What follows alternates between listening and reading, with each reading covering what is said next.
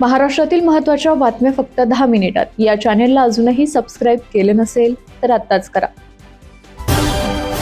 भारतामध्ये नोकरी बदलताना किंवा कंपनी सोडताना सर्वात मोठी अडचण कोणती असते तर ती म्हणजे फुल अँड फायनल सेटलमेंट. शेवटचा पगार, सुट्टीचे पैसे, बोनस हे सगळं मिळायला अनेकदा काही आठवडे, कधी एक महिनाही लागतो. पण आता हे चित्र बदलणार आहे. 1 एप्रिल 2026 पासून देशात लागू होणाऱ्या नवीन कामगार कायद्यानुसार कर्मचारी कंपनी सोडल्यानंतर त्यांचे संपूर्ण फुल अँड फायनल सेटलमेंट फक्त 2 दिवसात पूर्ण करणे कंपन्यांसाठी बंधनकारक असणार आहे.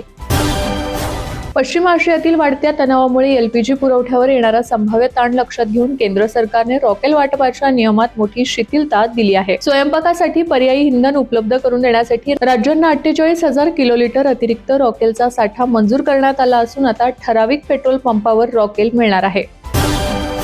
अकोल्यातील अकोटफैल भागात काँग्रेस आणि एमआयएमच्या नगरसेवकांमध्ये मोठा राडा झाल्याची घटना समोर आली आहे. या राड्यादरम्यान दोन्ही पक्षाचे नगरसेवक एकमेकांवर भिडले होते. यावेळी एका व्यक्तीवर चाकूने वार देखील करण्यात आला. तो सध्या गंभीर जखमी असून त्याच्यासोबत अन्य 4 जण देखील जखमी आहेत. त्यांच्यावर सध्या अकोल्याच्या शासकीय रुग्णालयात उपचार सुरू आहेत.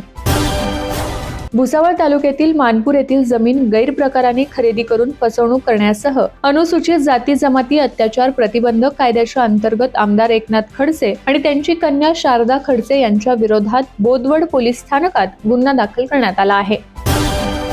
एलपीजी टंचाईमुळे उद्योगांना गॅस सिलेंडर पुरवठा बंद आहे. याचा मोठा फटका उद्योगांना बसत असून या पार्श्वभूमीवर उद्योगांनी मागणी केल्यास एलपीजीची जोडणी तातडीने केली जाईल अशी घोषणा उद्योग मंत्री उदय सामंत यांनी केली आहे.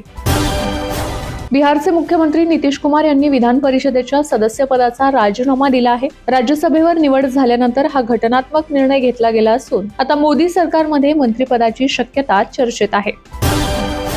लाडक्या बहिणींच्या ई-केवायसी नंतर आता सरकारी कर्मचाऱ्यांनाही ई-केवायसी करणे बंधनकारक करण्यात आले आहे. राज्यात 18 लाख सरकारी कर्मचारी असून या सर्व कर्मचाऱ्यांना आता ई-केवायसी केल्यानंतरच त्यांना पुढील महिन्याचा पगार मिळणार आहे. वित्त विभागाने याविषयीचे परिपत्रक काढले असून कोणत्याही अधिकारी कर्मचाऱ्याला दुबार वेतन दिले जाऊ नये यासाठी सरकारने हा निर्णय घेतला आहे.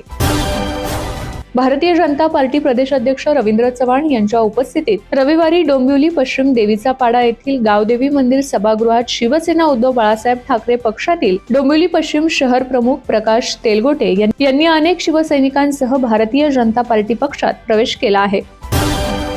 दिव्यांग व्यक्ती हक्क अधिनियम 2016 अंतर्गत निर्धारित करण्यात आलेल्या सर्व 21 प्रवर्गातील दिव्यांग व्यक्तींना राज्य शासन तसेच तत्सम यंत्रणांच्या विविध योजना, सवलती, लाभ, अनुदान व इतर सुविधांसाठी पात्र ठरवण्याचा निर्णय घेण्यात आला आहे. हा निर्णय दिव्यांग व्यक्तीच्या सर्वसमावेशक सक्षमीकरणाच्या दिशेने महत्त्वपूर्ण टप्पा ठरणार असून राज्यातील अधिकाधिक दिव्यांग नागरिकांना शासनाच्या योजनांचा प्रत्यक्ष लाभ मिळण्यास मोठी चालना मिळणार आहे. यासंबंधीची माहिती दिव्यांग सक्षमीकरण विभागाचे सचिव तुकाराम यांनी दिली आहे.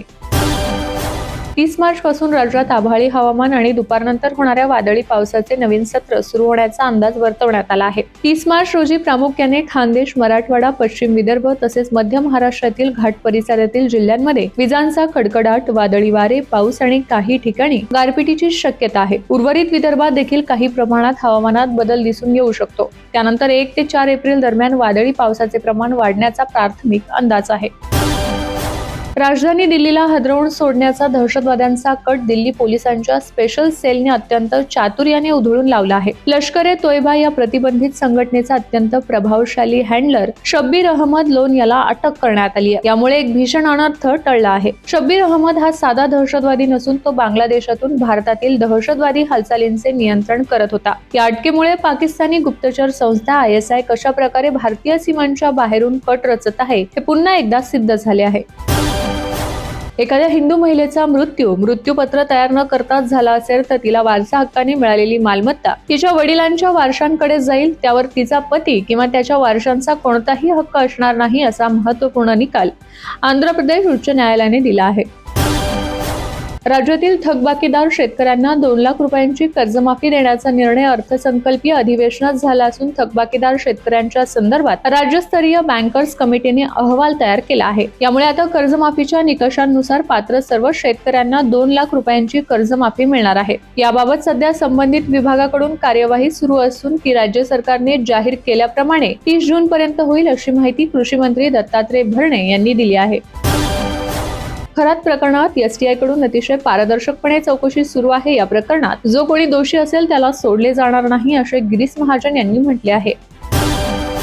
जमीन मोजणी प्रकरणांचा निपटारा अचूक, जलद, गुणवत्तापूर्ण व पारदर्शी पद्धतीने व्हावा यासाठी राज्यातील प्रत्येक जिल्ह्यात प्रशिक्षित परवानाधारक भूमापक आणि भूमापन एजन्सी नियुक्ती करण्यात येणार आहे। हा महत्त्वपूर्ण निर्णय मुख्यमंत्री देवेंद्र फडणवीस यांच्या सोबत झालेल्या बैठकीनंतर महसूल मंत्री चंद्रशेखर बावनकुळे यांनी घेतला आहे। त्यामुळे आता रखडलेल्या जमीन मोजणीच्या कामांना गती येणार आहे।